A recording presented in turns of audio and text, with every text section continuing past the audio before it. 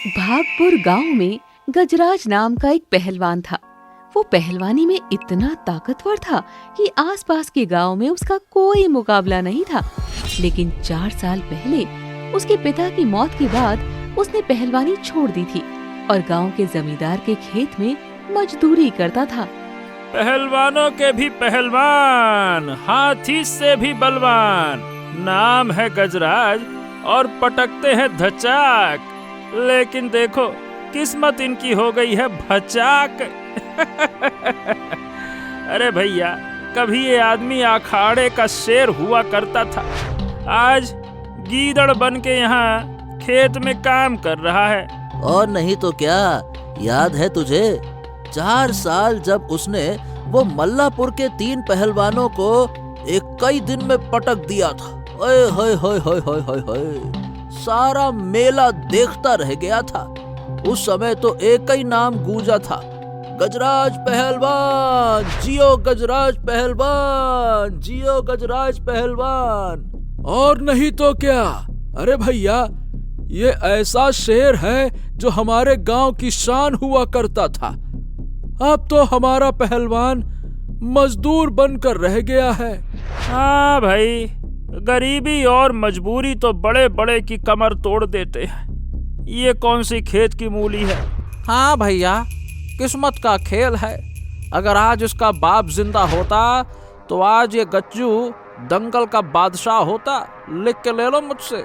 सही कह रहे हो भाई, लेकिन भाई शेर कभी अगर शिकार करना छोड़ दे तो इसका मतलब ये नहीं कि शेर शेर नहीं रहा, ये भी ध्यान रखना। हाँ।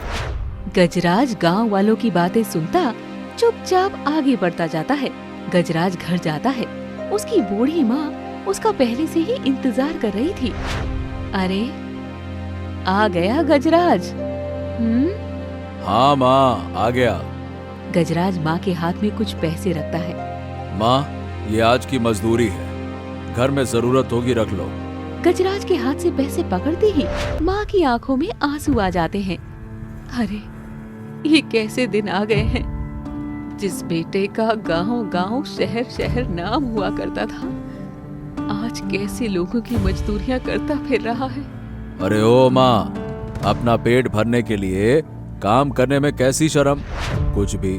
पर बेटा, तेरे जैसा बड़ा पहलवान तो ऐसे काम करने के लिए नहीं बना था। तू तो अखाड़े में जीत का डंका बजाने के लिए बना था, लेकिन इस गरीबी ने तुझे क्या से क्या बना दिया है। ओहो, ऐसी बातें मत करो माँ। हाँ, अब बापू के बाद मुझे ही तो इस घर को संभालना है। तुम्हारा ख्याल रखना भी तो मेरी जिम्मेदारी है। और वैसे भी पहलवानी से कौन सा मुझे सोने के तमगे मिल जाते जो इतना दुख मना रही हो। ये सब बातें छोड़ो। गजराज के पिता की मौत के बाद पहलवानी छोड़ अब लोगों के खेत में मजदूरी किया करता था। गजराज ने अब इसे ही अपनी किस्मत मान लिया था। कुछ दिन बाद गांव में एक आदमी ढोल के साथ आता है। गांव में ढोल बजाता हुआ वो सब लोगों को इकट्ठा करता है। सुनो सुनो सुनो, जैसा कि आप सब जानते हैं, 20 साल में एक बार लगने वाला 25 गांव का बाबा मेला लगने वाला है। उसकी तैयारियां जोरों शोरों से चल रही हैं और हर बार की तरह इस बार भी बड़ा दंगल होने वाला है। और दंगल का इनाम रखा गया है नई मोटरसाइकिल। भुरभुर। जी हाँ, तो पहलवान पहुंचे अखाड़े में, कदरदान पहुंचे पहलवानों को देखने, और जो पहलवान जीतेगा उसको मिलेगी नई मोटरसाइकिल। सुनो सुनो सुनो। ढोल वाले की बात सुनकर सारा गांव जोश में आता है। ढोल वाला चला जाता है। गांव के सारे लोग इकट्ठा होकर दंगल के बारे में बात करने लगते हैं। अरे वाह भैया वाह, इससे बड़ा मौका और क्या ही हो सकता है। अगर हमारा गांव जीत गया तो हमारे गांव का नाम भी रोशन हो जाएगा। तभी वहाँ से गजराज गुजरता है। एक आदमी गजराज को आवाज लगाकर रोकता है। ए गजराज, ए भैया गजराज। ए गज्जू, तू ही तो हमारा बड़ा शेर है रे, इस गांव की पहचान, गजराज पहलवान। सुना तूने, बड़ा दंगल होने वाला है। अगर तू उतरेगा दंगल में तो जीत पक्की है। गजराज मुस्कुराता है, लेकिन फिर उदासी से जवाब देता है। अरे भाई, शेर की बात मत करो। शेर बिना शिकार के भूखा मर जाता है। दंगल ऐसे नहीं खेला जाता। दंगल के लिए खुराक चाहिए, दूध, दही, घी, बादाम और वर्जिश के लिए बहुत सारा समय। और सही बताऊं, मेरे पास इन सब में से कुछ भी नहीं है। ऐसे पहलवानी नहीं होती मेरे भाई। पहलवानी कोई बच्चों का खेल नहीं है। अरे नहीं रे गज्जू, कैसी बातें करता है तू। अरे भाई, गांव में तुझसे अच्छा कोई पहलवान नहीं है। जब 4 साल पहले वो पहलवानों को पटका था तो हर तरफ तुम्हारी ही गूंज थी। ए भाई, तुम्हें इस बार हमारे गांव का नाम रोशन करना ही होगा, समझ गए? और नहीं तो क्या। अरे पिछली बार जब तुमने भाग नहीं लिया तो वो मुल्लापुर का पहलवान, वो बड़े ताव दिखा रहा था। नहीं तो अरे उसे भी पता चले कि भैया हमारे शेर ने शिकार छोड़ा है, लेकिन शेर की दहाड़ अभी भी बाकी है। काका, उस वक्त बापू मेरे साथ थी, उनकी दुआ थी। अब बाबा भी नहीं रहे और घर की जिम्मेदारी भी मेरे कंधे पर है। खैर, अच्छा काका नमस्ते। अब चलता हूं, अगर देर हुई तो जमींदार काका आधे दिन की मजदूरी काट लेंगे। चलो नमस्ते। गजराज वहाँ से खेत में मजदूरी के लिए निकल जाता है। खेत में काम करते हुए वहाँ पर जमींदार का नौकर आता है। गज्जू भैया, जमींदार मालिक बुला रहे हैं, जल्दी चलो मेरे साथ, आ जाओ। गजराज हैरान होता है कि कहीं उससे कोई गलती तो नहीं हो गई। वो नौकर के पीछे पीछे जमींदार के घर पर पहुंचता है। आओ आओ आओ आओ गज्जू, आओ आओ आओ आओ भैया, मैं तुम्हारा ही इंतजार कर रहा था। और भाई कैसे हो? काम वाम ठीक चल रहा है ना? प्रणाम काका, बस आपकी दया दृष्टि है तो सब बढ़िया चल रहा है। ये बढ़िया है। देखो गज्जू, ए भैया, मैं जानता हूँ कि तुम बहुत ही अच्छे पहलवान हो। गांव में हर तरफ तुम्हारी ही बात हो रही है। और सही बताओ, मैं तुम्हें इस दंगल में, मतलब जो इस साल होने वाला दंगल है, उसमें देखना चाहता हूँ। लेकिन सुना है कि तुम दंगल में भाग ही नहीं लेना चाहते। काहे भैया, क्या बात है? नहीं नहीं नहीं नहीं सेठ जी, ऐसी कोई बात नहीं है। अब मैं तो आपके खेतों में मजदूरी से अपना घर चला रहा हूँ।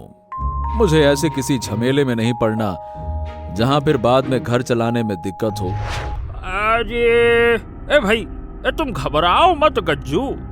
मैं भी यही चाहता हूँ कि तुम हमारे गांव की तरफ से इस साल दंगल में भाग लो। हाँ। गजराज जमींदार की बात सुनकर हैरान हो जाता है। अरे लेकिन सेठ जी। अरे गज्जू सुनो, देखो, सब जानते हैं कि तुम एक कमाल के पहलवान हो।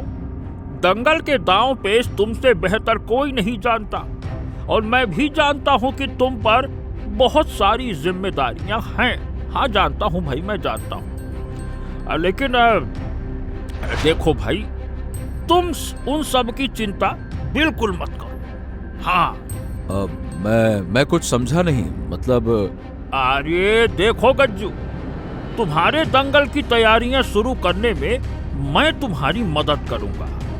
तुम्हारी खुराक, तुम्हारी वर्जिश की तैयारी, हर चीज का इंतजाम मैं करूंगा। कौन?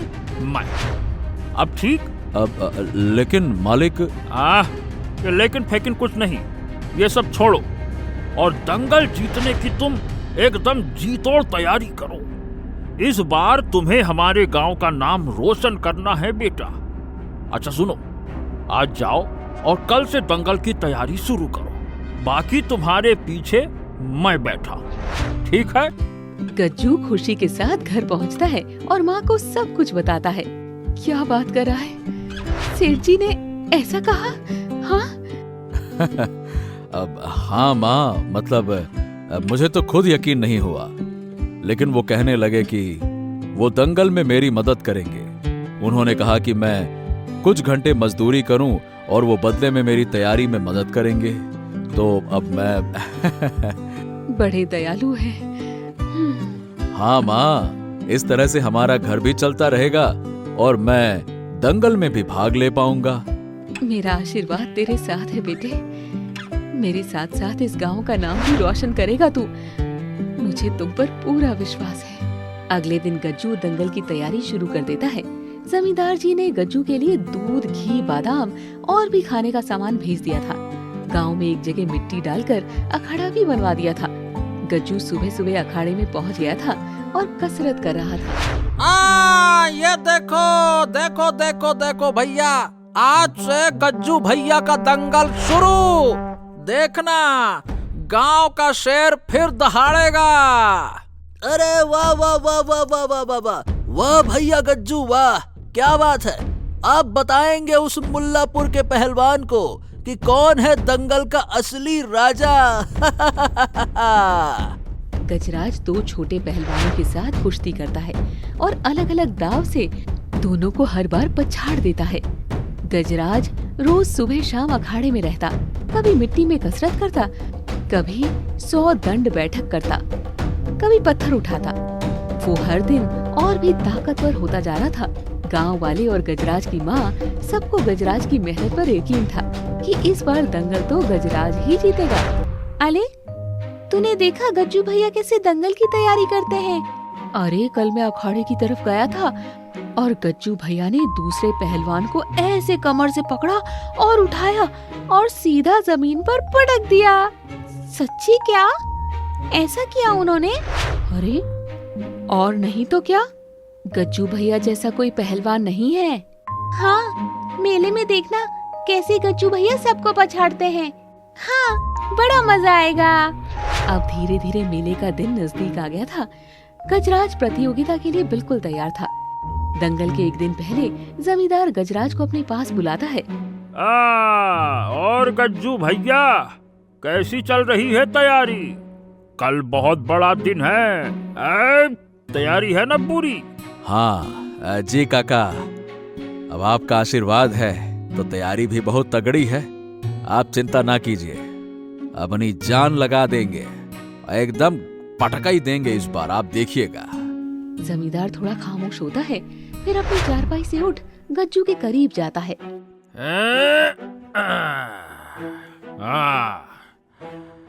नहीं नहीं नहीं गज्जू, अपनी जान लगाने की कोनो जरूरत नहीं है।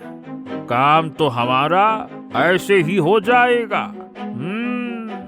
काम? कैसा काम? काका, आप ये किस काम की बात कर रहे हैं? घबराओ नहीं। ध्यान से मेरी बात सुनो। तुम्हें कुछ नहीं करना है। कल तुम्हें दंगल में बस जीतना नहीं है, तुम्हें हारना है। समझ गए? जमींदार की बात सुनकर गजराज चौंक जाता है। उसे समझ नहीं आता कि जमींदार गजराज को हारने के लिए क्यों बोल रहा है। ये क्या कह रहे हो सेठ जी? हारना है? लेकिन मैं खुद अपने आप को क्यों हरा दूं? क्या बात कर रहे हैं आप?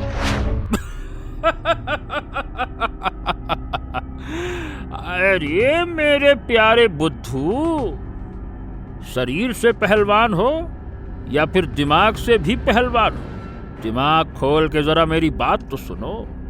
समझदारी से काम लो। अरे तू क्या समझता है कि मैंने तुझ पर इतना सारा खर्चा किया है? क्या वो ऐसे ही कर दिया? अरे मुझे भी तो अपना खर्चा वसूलना है ना बेटा। मैंने दूसरे पहलवानों पर बहुत बड़ा सट्टा लगाया है। अगर वो जीता तो मैं लाखों कमा लूंगा। और तुम्हें क्या चिंता है? तुम्हें खिलाया पिलाया किसने है? मैंने तुम्हें आगे बढ़ाया किसने है? मैंने। तुम्हारी जिम्मेदारी किसने संभाली है? मैंने। अब मैंने तुम पर इतना एहसान किया है तो बस। बेटा गज्जू, अब एहसान चुकाने का वक्त आ गया है। अब बदले में इतना तो करना ही पड़ेगा, है ना? है ना? बोलो हाँ। गजराज की आंखों में आंसू भर आते हैं। अब समझ में आया, तो ये सब कुछ सिर्फ एक चाल थी। गांव की मान, मेरी मेहनत, सब बेच दोगे एक शर्तियां दांव के लिए? क्यों? देख गज्जू, अपनी औकात मत भूल। अरे तुझ जैसे गरीब आदमी पर मैं इतना खर्चा क्यों करूंगा रे? देख, कान खोल के मेरी बात सुन। अगर तू कल दंगल जीत गया तो तू सीधा मुझसे दुश्मनी मोल लेगा, और मुझसे दुश्मनी मोल लेने का मतलब बेटा सोच समझकर फैसला करना। हारोगे तो तुम्हारी गरीबी दूर कर दूंगा, और जीतोगे तो गरीबी के दलदल में डुबो के मार दूंगा मैं। बाकी तो तुम समझदार हो बेटा, है ना? चल, ध्यान रखना, मेरी नजर तुम पर है। जमींदार की बात सुनकर गजराज का दिल टूट जाता है।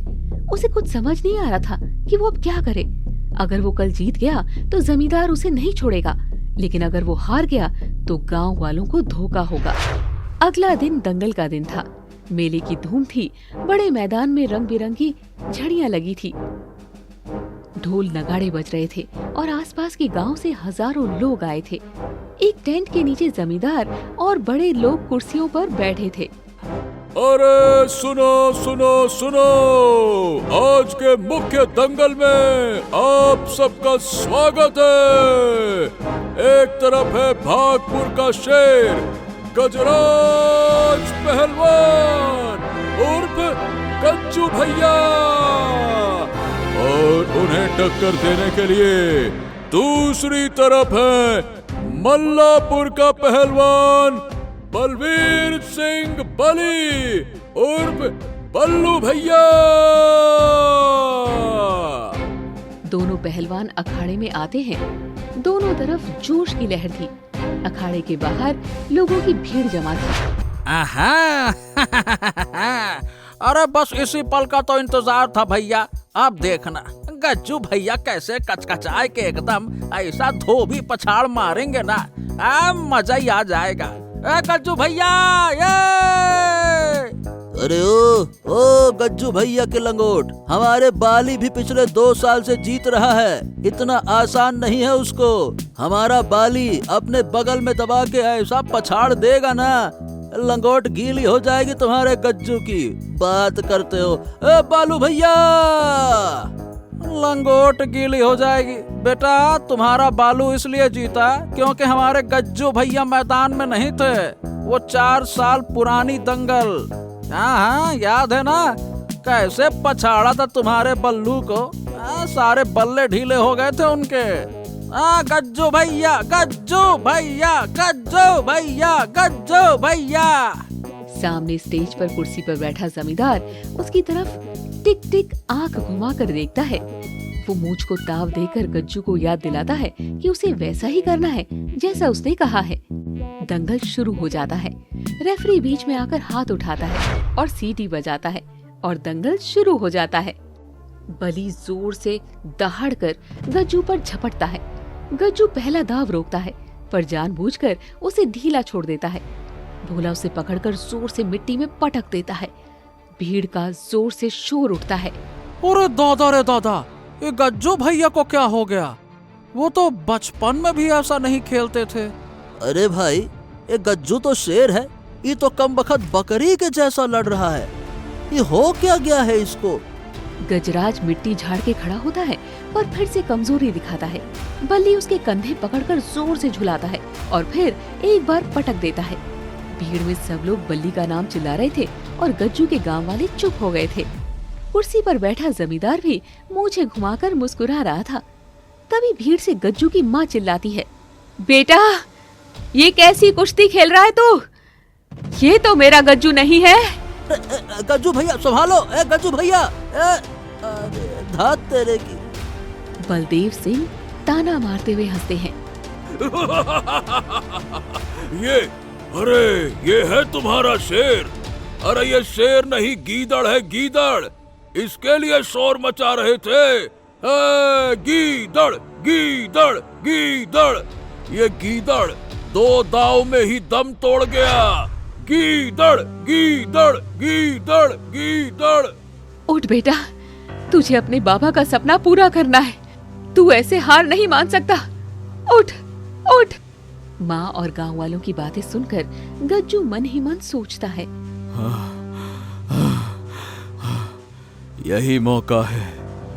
या तो मैं जमींदार काका से डर कर हार जाऊं, या अपने माँ बाप, ये गांव वालों के लिए लड़ूं। नहीं नहीं नहीं नहीं नहीं नहीं नहीं, मैं अपना ईमान नहीं बेच सकता। मैं किसी से डरूंगा नहीं। जो होगा देखा जाएगा। जय धरती मैया की, जय हो माता पिता की। वो जोश से उठ खड़ा होता है और मिट्टी अपने सीने पर लगाता है। भीड़ जोश में तालियां बजाती है। जमींदार गज्जू को देखकर घबरा जाता है। दूसरा दांव शुरू करते हैं। दूसरा दांव शुरू। बल्ली फिर से झपटता है, पर इस बार गजराज दोनों हाथों से उसका हाथ पकड़ के रोक देता है। ये अब आया ना भैया असली शेर अखाड़े में। अब देखो तुम गज्जू भैया, ये गजराज एक के बाद एक दाव का जवाब देता है। फिर आखिरी दाव शुरू होता है। दोनों पहलवान एक दूसरे को कस के पकड़ लेते हैं। कंधे से बलि को उठाता है और जोर से मिट्टी पर पटक देता है। और ये आखिरी दाव, और ये पकड़ा गज्जू ने बल्लू को, और ये गज्जू पहलवान की जीत है। जमींदार कुर्सी पर पसीना पोंछता है। उसके चेहरे की मुस्कान गुस्से में बदल जाती है। ढोल बजते हैं और गांव के लोग गज्जू को कंधे पर उठा लेते हैं। सब लोग उसके नाम के नारे लगाते हैं। हमारे गांव का शेर गज्जू पहलवान जिंदाबाद। गज्जू भैया जिंदाबाद जिंदाबाद। गज्जू भैया गज्जू भैया की जय हो जय हो जय हो जय हो। सब लोग वापस गांव पहुंच जाते हैं। अकेले में जमींदार गज्जू को धमकी देता है। गज्जू, तूने मेरे साथ अच्छा नहीं किया, मुझे धोखा दिया। अब तू देख मैं तेरे साथ क्या करता हूँ। काका, मैंने आपको कोई धोखा नहीं दिया। मैंने अपने गांव का मान बचाया। और हाँ, रही बात जो आपने मुझ पर खर्चा किया, उसकी फिक्र ना करो काका। वो आपको सूद समेत लौटा दूंगा, चिंता ना करो। हाँ। जमींदार अब चाहकर भी कुछ नहीं कर सकता था। पूरा गांव गज्जू पर गर्व कर रहा था। तो इस कहानी से हमें यही शिक्षा मिलती है कि हमें कभी भी अपने काम के साथ बेईमानी नहीं करनी चाहिए। ऐसे और भी मजेदार वीडियो देखने के लिए हमारे YouTube चैनल दादी माँ की कहानियाँ को सब्सक्राइब करें